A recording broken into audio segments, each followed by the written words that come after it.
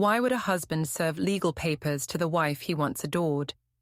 How far does lawful revenge go when betrayal becomes public humiliation? The day the documents arrived, I still believed I could talk my way out of it. My name is Eveline Maris. I'm 34, and I used to think I had everything figured out. A quiet husband, a good job, a pretty house. People called us the stable couple, the ones who never made a scene. I liked that. Stability looked good on me, especially when I was bored. Thomas, my husband, is 36 and works as an engineer. He's one of those men who do everything right but make you feel invisible while doing it. He's calm, steady, predictable. The kind who never raises his voice, never forgets an anniversary, and never surprises you either. I told myself that kind of man was rare, and for a while I believed it. But lately, I'd started noticing how little excitement there was left. He'd come home, kiss my forehead like I was a child, ask about my day, and listen without really seeing me. At work, things were different. The office hummed with energy, attention, and admiration, things I hadn't felt in years. That's where Julian Rains came in, my husband's boss. 43, confident, charming in the effortless way of men who know their power. The first time he leaned on my desk and said my name like it was a secret, I felt something click. He called me the most beautiful married woman he'd ever met, and I laughed because what else was I supposed to do? It was harmless. Flattery never hurt anyone. That's what I told myself when I stayed late helping him finish reports, when I changed my perfume to something he'd once said he liked, when I started checking my reflection before walking into his office. Thomas never questioned me at first. He trusted me completely, which somehow made it easier to test that trust. When he'd ask why I was getting home late, I'd say we were short-staffed, that I was covering extra shifts. He'd nod, tired, grateful that I was helping the team. I could have told him the truth then, but why ruin a good story? I wasn't cheating, not yet. I was just enjoying being noticed again, after years of feeling like wallpaper. My mother, Grace, said every marriage has a plateau and that I just needed more excitement. She meant a new hobby, maybe a vacation. I took it differently. By the time Thomas started to notice changes, different clothes, late replies, short answers, it was too late. I'd already found something that made me feel alive again. Something, or rather, someone, who reminded me I still had power. That's how it started. Not with love, not even with lust, but with the thrill of being seen by a man who wasn't my husband. I told myself it was just for fun, that Thomas would never find out. I had no idea that the one man I thought was too gentle to ever fight back would soon destroy the life I took for granted. Slowly, legally, and without raising his voice once. Before we dive deeper into this story, I have one small request. Please subscribe, drop a like, comment, and hit that hype button to boost this channel so more people can discover these incredible stories. Thomas always said calm was his favorite sound. I used to think that was poetic. Now it just feels like silence. Every night after dinner, he'd load the dishwasher, check the locks, and sit on the couch with a mug of tea while I scrolled through my phone.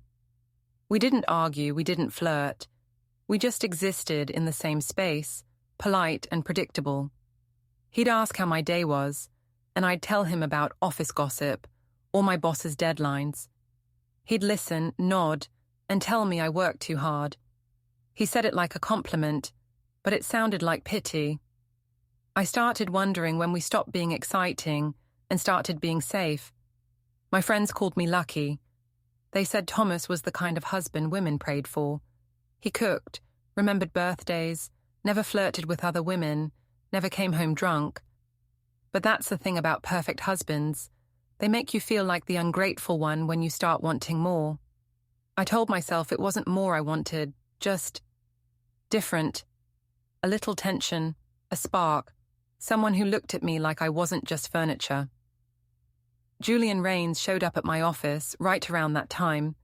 He was Thomas's boss, though I didn't know that when he first started visiting our department. tall, sharp suits, the kind of man who never had to raise his voice to be noticed. Everyone liked him instantly. He remembered names, laughed easily, made you feel like the only person in the room when he spoke to you. The first time he stopped by my desk, he asked if I'd typed up the project notes for the meeting. I told him yes, and he smiled like I'd just saved the company. A week later, he called me a miracle worker. I didn't think much of it until he lingered a bit too long beside my chair. It felt innocent at first. He'd drop by with coffee, ask about my weekend, compliment my outfit, in that low, casual tone that made it sound like a secret. The attention filled a space I hadn't realized was empty. At home, Thomas would ask if I was tired, and I'd shrug. I told him I was taking on more responsibility at work. He looked proud, not suspicious. That was his problem. He believed the best in everyone. One night we had dinner at his parents' house. Grace, my mother, came too, because she adored showing off that her daughter had married stability. Over roasted chicken and red wine, she said Thomas was lucky to have a woman like me, and his mother agreed, calling me polished. Everyone laughed when Grace joked that I was too smart to just be a housewife. I smiled, pretending not to notice the way Thomas looked down at his plate. Later, in the car, he asked why I always let my mother take jabs at him.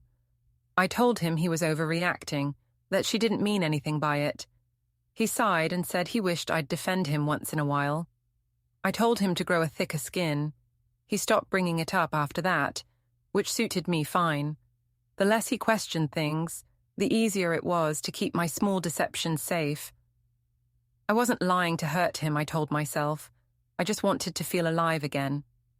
One Thursday evening, I stayed late at work. Julian was still in his office, lights low, sleeves rolled up. He waved me in when I passed by. We ended up talking for over an hour about everything and nothing: office politics, music, childhood dreams. He said Thomas must be proud to have someone like me.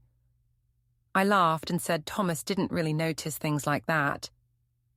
Julian looked at me a long time, then said quietly that some men didn't know what they had until it was gone. I thought about that line all night. The next morning, I wore my red blouse. The one Thomas said was a bit much for work. Julian noticed immediately. He said it was his favorite color. I told myself it was still harmless. Just attention, just fun. At home that weekend, Thomas spent hours fixing a loose cabinet door. I sat at the kitchen counter, pretending to scroll my phone, secretly replaying Julian's voice in my head. When Thomas asked if I wanted to go hiking that Sunday, I told him I was too tired. He smiled and said that was fine. He always said that was fine. I didn't realize then how dangerous that quiet acceptance could be. By Monday, Julian had become the first person I thought about in the morning, and the last person I imagined before bed. I hadn't done anything wrong yet, but the line was already gone. Thomas tried to kiss me that night, and I turned my face away, pretending to yawn. He didn't push it. He never did. The next week, Julian mentioned a client dinner, said he wanted me to come because I had a way with people. I hesitated, told him I wasn't sure Thomas would like me going out late. Julian smiled and said, "Then don't tell him." The way he said it made my pulse race. It wasn't even about the dinner anymore. It was about being the kind of woman who didn't need permission. That night, I looked at Thomas across the dinner table and wondered when he'd become the man I lied to so easily. He was talking about fixing the fence, something simple and kind, and I couldn't even hear him. My mind was already somewhere else, with Julian, with that small thrill that had started to feel like oxygen. When my phone buzzed under the table, I didn't even hide the smile that crept across my face. Thomas looked at me and asked what was funny. I told him it was just work. He nodded, trusting as ever. I remember thinking how easy it was to fool someone who loves you. That was the night everything quietly shifted. The first time I crossed the line, it didn't even feel like a decision. Julian and I were working late again, finishing quarterly reports. Everyone else had gone home. The office quiet except for the hum of computers. He asked if I wanted a drink to celebrate finishing early. I said yes without thinking. We went to a small lounge near the office, sat in a corner booth, and ordered wine. It felt like the world had shrunk to just that space. Soft music, low lights, his hand brushing mine when he reached for his glass. He told me Thomas was lucky. I laughed and said Thomas didn't believe in luck, only planning. Julian said that sounded exhausting. I told him he had no idea. Then he said something that made my heart stutter. You deserve to be looked at the way you make people feel. It was the kind of line you're supposed to roll your eyes at, but I didn't. I just let it settle over me like warmth. We didn't kiss that night. Not really. Just a moment too close. A pause too long. But that was enough to change everything. I went home flushed, guilty, and alive. Thomas was asleep on the couch, TV still playing softly. I stood there watching him, this man who loved me completely, and felt both sorry for him and annoyed by him. How could he be so calm while I was burning inside? The next few weeks blurred together. More late nights, more quiet drinks, more little secrets. Julian started calling me Eve at work, said it suited me better, tempting, dangerous. I laughed because it was absurd, but I didn't stop him. He'd touch my shoulder in passing, lean close to whisper something, and I'd act like it didn't matter. But it did. When Thomas asked why I'd been getting home so late, I told him we were short-staffed, that I couldn't just leave unfinished work. He thanked me for being responsible. That word made me want to scream. I told myself if he wanted honesty, he'd have to earn it by being more interesting. Instead, he made me tea and asked if I was okay. I said I was fine. My mother came by one weekend and noticed Thomas cooking dinner. She rolled her eyes and said he looked more like a housekeeper than a husband. I told her to stop, but I didn't really mean it. She smiled at me and said, "A woman like you shouldn't have to remind a man how to be one." Thomas overheard and just kept stirring the pot. Later, when I told him she didn't mean it, he said quietly, "She meant it." I shrugged. I didn't want to talk about it. Julian started inviting me to more events. Client meetings, office dinners, moments where he could show me off just enough to make others curious. I liked the way people looked at me when I stood beside him, the way whispers followed us as we left. It wasn't love, it was performance, and I was good at it. One evening, Thomas surprised me at the office. He brought lunch, said he was nearby for a meeting. When he walked in, Julian was standing behind my chair, looking over a file on my computer. The look on Thomas's face was so open, so trusting, that I felt a flicker of panic. I smiled too brightly, introduced them, pretended everything was normal. Julian shook his hand, polite and unreadable. Thomas didn't notice the tension. Of course he didn't. He thanked Julian for taking care of her at work. Julian said, "Always." After Thomas left, Julian smirked. He's exactly what I imagined, safe. I told him to stop. He said I liked that he said it, and maybe I did. That night, Thomas asked what my boss was like. I told him Julian was demanding but fair. He said he was glad I had someone who respected me professionally. I almost laughed at the word professionally. Instead, I reached across the table and squeezed his hand, trying to make myself feel something. I didn't. By the end of that month, Julian and I had fallen into a rhythm. Private messages during the day, lingering touches after meetings, half-truths at home. I told myself it wasn't serious, that it was just a distraction. But it's strange how fast lies become your only language. My co-workers started to notice. One asked if something was going on between us. I laughed too loudly and said she was ridiculous. Later, I told Julian people were talking. He grinned and said, "Let them." The boldness of it thrilled me. I started believing nothing could touch me. One night, while Thomas sat on the couch reading, I caught myself watching him and thinking, he'll never leave. That thought should have scared me, but it didn't. It comforted me. I'd built a life so stable, I could shake it and still expect it to stand. I didn't know then that I was testing a man who didn't fight with words. He fought with silence and strategy. And he'd already started planning how to make sure I would regret underestimating him. The company dinner was supposed to be formal, polished, one of those networking events where everyone pretends to be important. I wore a black dress that Thomas used to love, though he didn't say a word when I put it on that night. Julian had insisted I come, said I was part of the team, that it wouldn't feel complete without me. He even sent a car. Thomas looked surprised when I told him he was invited too. "You want me to meet your boss?" he'd asked, and I smiled like it was no big deal. I told him it would be nice for him to see the people I worked with. What I didn't say was that I wanted to see how it felt having them both in the same room. The restaurant was all glass and gold, full of clinking glasses and shallow laughter. Julian greeted us with his usual confidence, shaking Thomas's hand like a man doing a favor. "Eve's told me so much about you," he said smoothly. Thomas smiled politely, completely unaware of the undertone. We were seated near the center, right where everyone could see. The evening started fine, wine, jokes, business talk, but I could feel Julian's attention on me. A glance here, a half smile there.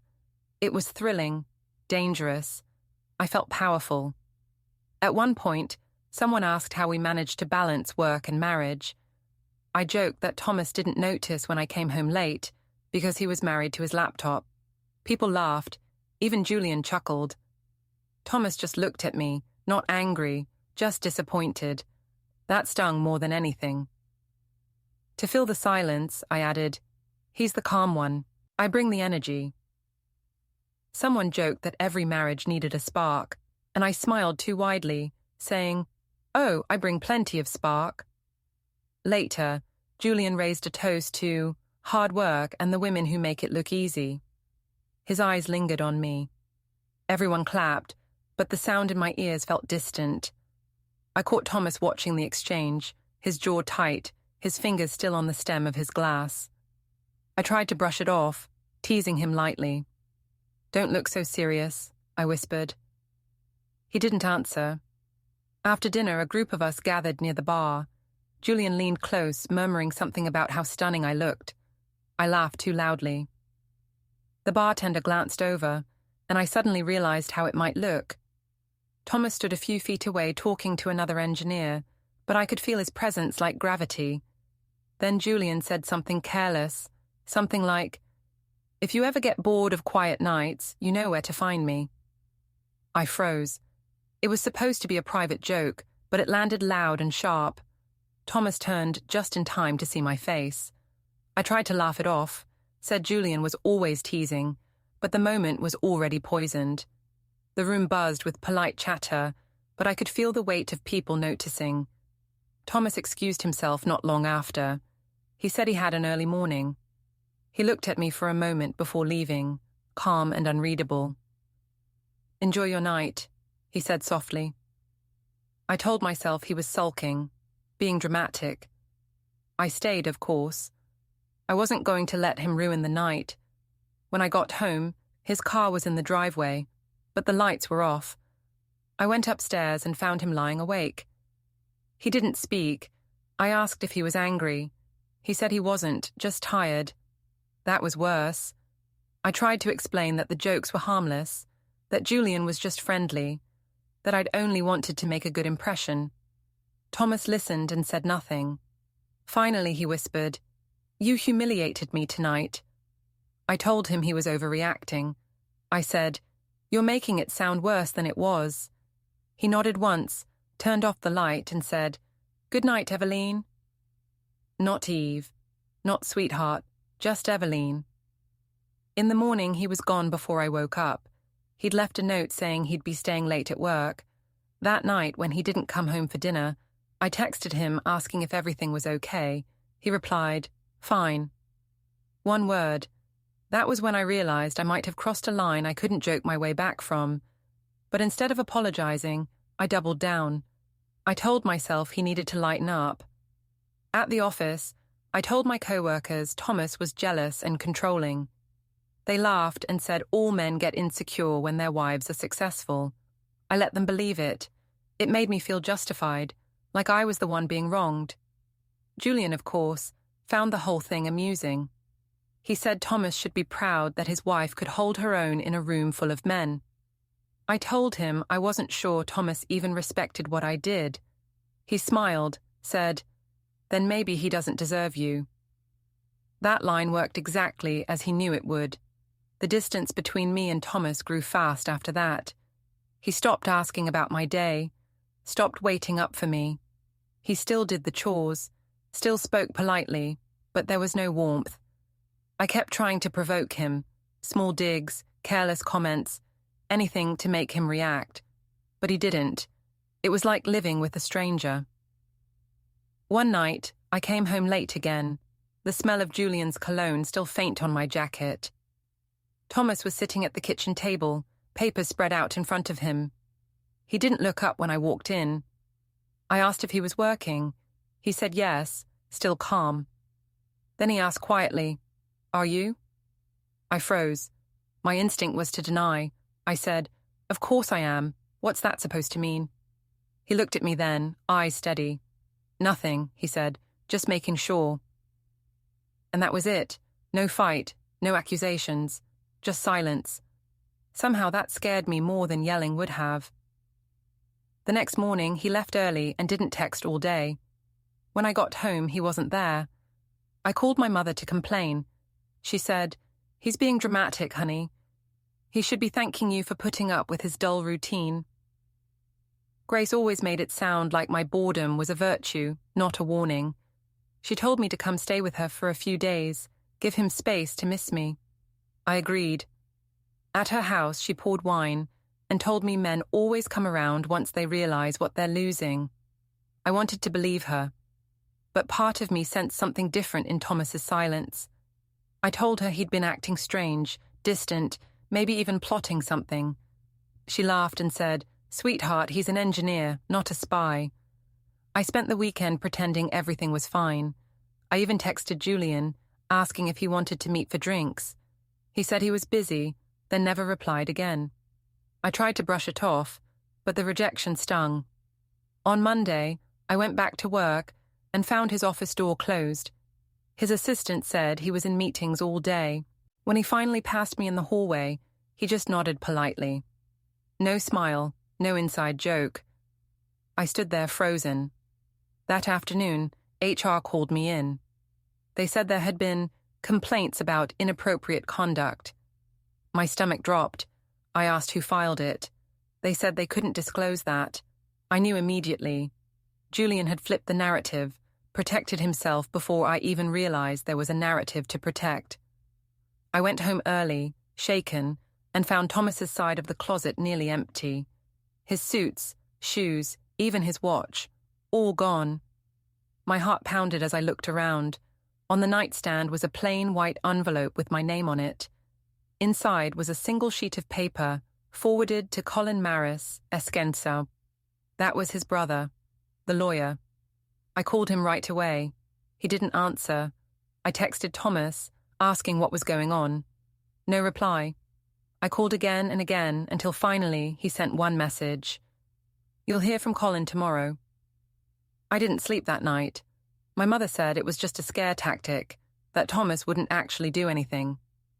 She said he was too soft for real confrontation. But when Colin called the next morning, his voice was calm and professional. He said Thomas had retained him as legal counsel. He explained that certain financial measures had already been taken for protection of assets and custody planning. I tried to argue, said this was all a misunderstanding, but Colin didn't react. He said, "You'll receive documentation this week. Until then, please refrain from contacting my client directly." My client, not my brother-in-law, not Thomas's brother, just my opponent. When I told my mother, she slammed her wineglass down and said Thomas was trying to humiliate me. "You can't let him win," she said. "Play the victim. Tell people he's controlling." I wanted to scream that it wasn't supposed to happen like this. I'd been the one with control. I'd been the one deciding how far things went. But suddenly every lie, every late night, every whispered joke was being rewritten in someone else's words, official words on paper. That evening, I drove to Julian's apartment, desperate for help. He didn't answer the door. When I called, he finally picked up, his voice cold. "Evelyn, you need to stop. HR has everything. Don't contact me again." I stood there in the hallway, holding my phone like it was proof of something. My world had collapsed quietly, efficiently, without drama, just the way Thomas preferred things. When I got home, I found the house too clean, too empty. Even the framed photos on the wall were gone, the spaces where they'd hung leaving pale rectangles behind. I sat on the couch in the dark, realizing he'd erased me from our life with the same calm precision he once used to build it. That was when I understood. Thomas hadn't walked away in weakness. He'd been planning his exit, documenting, collecting, turning my games into evidence. I thought he'd never fight back. I was wrong. He was just fighting smarter. And somewhere between the silence and the paperwork, I became the villain in a story I thought I was writing.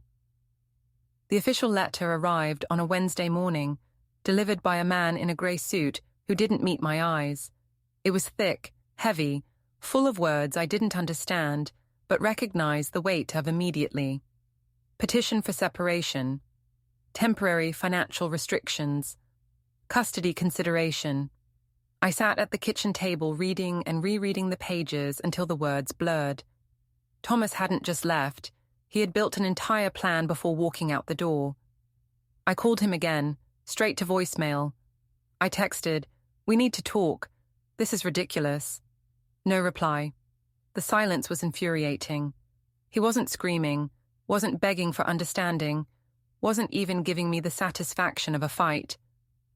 I called Colin instead, but he answered this time with the same cold professionalism as before. "Evelyn, I can't discuss this outside the process. Everything will go through legal channels now." I snapped, told him this was absurd, that Thomas was blowing things out of proportion. He didn't react. "I suggest you read the documents carefully," he said. "My client has been thorough." Then he hung up. When I finally worked up the nerve to flip through the rest, I saw just how thorough Thomas had been. Copies of text logs from my work email, screenshots of messages with Julian, flirty, careless, obvious, even one where I'd written, "He's dull but harmless." I felt sick. There were photos too, not scandalous but enough to imply intimacy. Dinner receipts, hotel charges tied to my card, dates that lined up with nights I'd said I was working late. I couldn't breathe. My first instinct was to find someone to blame, and Julian was the easiest target. I called him over and over until he finally answered, sighing like I was an inconvenience. I told him Thomas had filed papers and dragged his name into it. He said he knew. HR had informed him. He told me he had already cooperated with their internal review and made sure all communication between us was documented. "Documented," I repeated, my throat dry. "Yes," he said, "for my protection." "You're throwing me under the bus?" I asked. "I'm doing what any reasonable person would do," he said flatly. "This has gone too far, Evelyn. I have a career to protect." That was the last time we spoke. When my mother heard, she was livid, not at me, but at Thomas. "He's trying to ruin you," she said. "This is punishment disguised as paperwork." She poured wine at noon and started listing ways to fight back. "You tell people he's emotionally unstable. You say he's doing this because he can't handle being emasculated. People will believe that." I wanted to believe her confidence, but deep down I knew it wouldn't work. Thomas wasn't emotional. He was measured, logical, almost surgical. He'd waited until he had every piece in place. He'd played my game better than I ever could. That afternoon, Colin emailed me an itemized breakdown of financial adjustments. Joint accounts frozen, my car listed as shared property, temporary custody arrangements for Leo until the court hearing. Reading it made me realize how exposed I really was. I'd spent years calling Thomas predictable, but that predictability had built the cage I was now trapped in. When Leo came home from school, he asked where his dad was. I said he was on a work trip. The lie came out smooth, practiced, the same tone I'd used for every lie before. But this time, even my son looked at me like he didn't believe it. That night, Grace came over, pacing the living room, muttering about lawyers and men with too much time. She said Thomas was turning our lives into a courtroom drama for attention. He wants control, honey. Don't let him scare you. But fear had already settled in. For the first time in years, I felt powerless. I opened the folder again, flipping to the last page, a list titled Evidence Index. Every line item was a memory I'd twisted to serve myself. The night I stayed late at work, the dinner I called professional, the business trip that never happened. I hadn't realized he'd been watching the whole time. Not spying, not snooping, just noticing.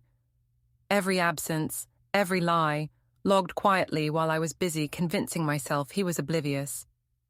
The next morning, Colin called again, this time to inform me that Thomas wanted to settle privately, if possible. I told him I wouldn't agree to anything until we spoke directly. You can make that request through counsel, he said. He won't meet you in person. That line hit harder than any insult could have. Thomas didn't even want to see me. I wasn't worth a confrontation.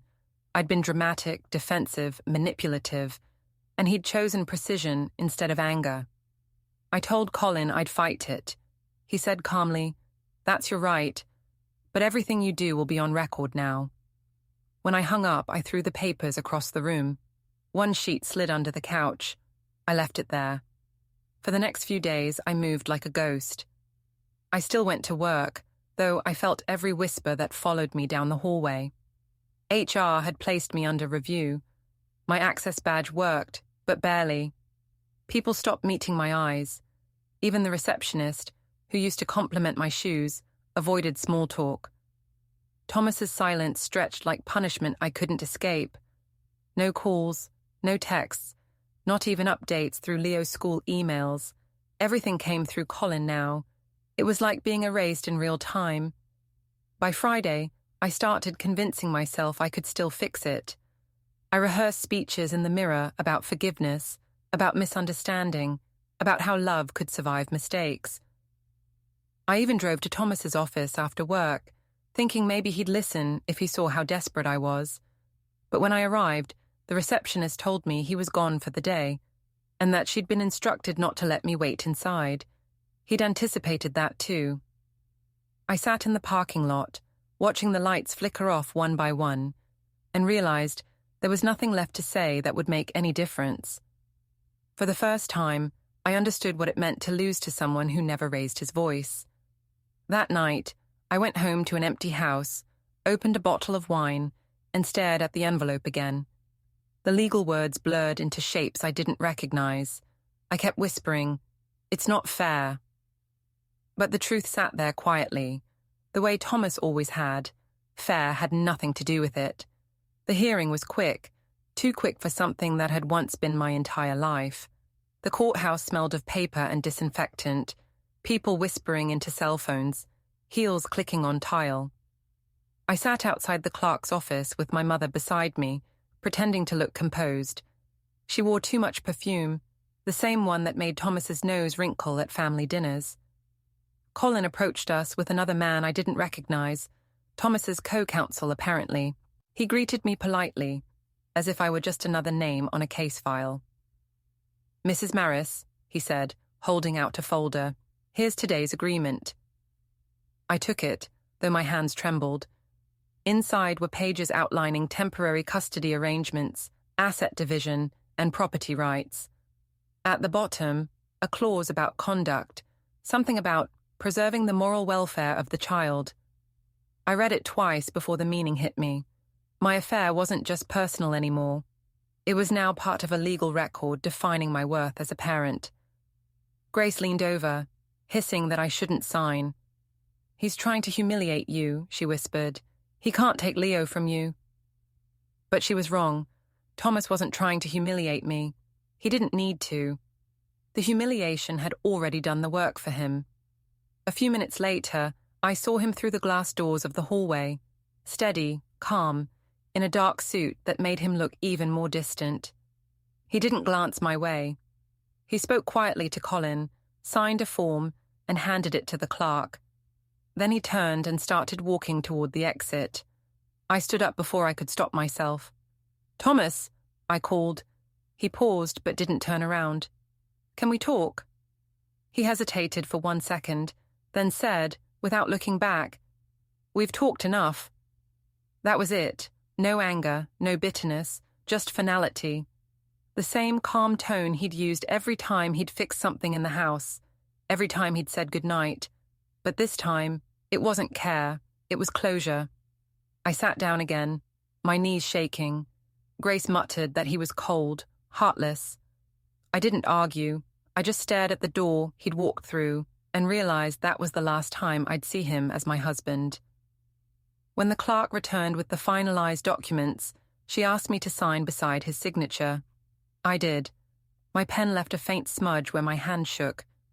The clerk took the papers, stapled them, and said, "You'll receive certified copies by mail." Her voice was neutral, professional, the way people sound when they've seen this story too many times. As we left the building, I spotted Julian at the far end of the corridor. He was there for another meeting, talking to someone in a navy suit. For a moment, our eyes met. I expected a nod, a small acknowledgement of shared guilt, but he just looked past me and kept walking. That was the moment I realized how completely alone I was. Outside, the wind caught the edges of the paperwork in my hand, rustling it like a reminder. Grace started ranting again about lawyers and betrayal, but her voice faded into background noise. All I could think about was how carefully Thomas had orchestrated everything. The quiet withdrawal, the documentation, the timing. He hadn't just reacted. He'd planned justice. Legal, clean, final. I got into the car and stared at my reflection in the window. For years I'd believed control was about being louder, sharper, more charming. But control, real control, was what Thomas had. Discipline and silence. I'd mistaken kindness for weakness, and now I was paying the price for underestimating it. When I got home, the house felt smaller. The rooms echoed differently without him. On the kitchen counter was a note I hadn't noticed before, folded neatly beside Leo's favorite toy car. It wasn't handwritten. It was printed, formal. A message from Colin confirming the court's acknowledgement of Thomas's custody claim. Underneath, in Thomas's handwriting, there was just one line: "You did this yourself." I sank into the chair, holding the paper so tightly it creased. There was no dramatic ending, no screaming, no slammed doors. Just the quiet sound of a life collapsing in legal language. Through the window, I saw the neighbor's car pull into their driveway, Thomas's old friend from work. For a moment, I thought he'd come to talk, maybe to say Thomas wanted to meet, but he didn't. He walked past without a glance, probably told not to get involved. The silence after that was so thick it felt like punishment. I wanted to call Thomas, to say I was sorry, to say I hadn't meant for any of this to happen. But the phone stayed still. I already knew what he'd say if he answered. Nothing. He'd just let the silence speak for him, as he always did. I stayed there until the sun went down, the legal papers spread around me like broken glass. I kept telling myself I wasn't a bad person, that I'd just made mistakes. But deep down, I finally understood what Thomas had learned before I ever did, that consequences don't need anger to be devastating. They only need truth. And when the truth arrives in a brown envelope with your name on it, there's nowhere left to hide. Don't forget to hit like, subscribe, and turn on the bell so you don't miss the next story. Write in the comments from which city you are watching.